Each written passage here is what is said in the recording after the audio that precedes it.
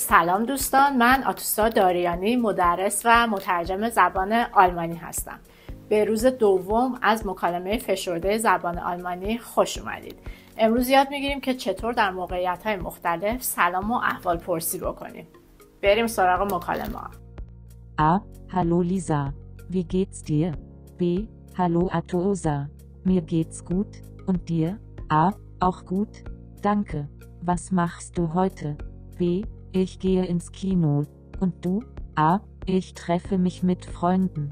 و اما نکات این مکالمه ساده که قرار از سطح پایه شروع کنیم تا به سطح B1 برسیم. Hallo, wie geht's? oder Hallo, wie geht's dir? سلام، حالت چطوره؟ Mir geht es gut. من خوبم، حالم خوبه. Was machst du heute? امروز چه کار میکنی؟ Ich treffe mich mit Freunden. با دوستان ملاقات میکنم. A. Guten Morgen, Herr Müller. Wie geht es Ihnen? B. Guten Morgen, Frau Dariani. Danke, mir geht es gut. Und Ihnen? A. Danke, auch gut. Haben Sie gestern das Meeting besucht? B.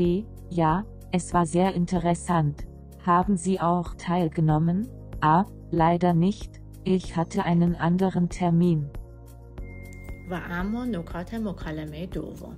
Guten Morgen, صبح بخیر. Wie geht es Ihnen? حال شما چطور هست؟ Danke, mir geht es gut. ممنون، حالم خوب هست. Haben Sie gestern das Meeting besucht? آیا دیروز در جلسه شرکت کردید؟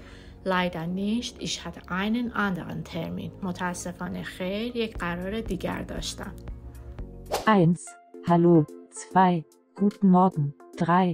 Guten Tag. 4. Guten Abend. 5.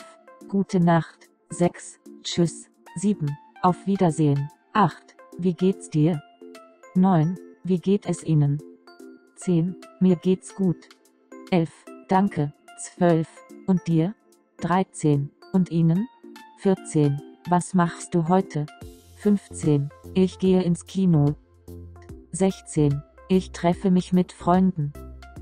17. Haben Sie das Meeting besucht? 18. Leider nicht. 19. Ich hatte einen anderen Termin. 20. Schön, Sie zu sehen. 21. Lange nicht gesehen. 22. Wie war dein Tag? 23. Mein Tag war gut.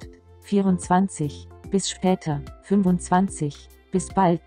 26. Mach's gut. 27. Schönen Tag noch.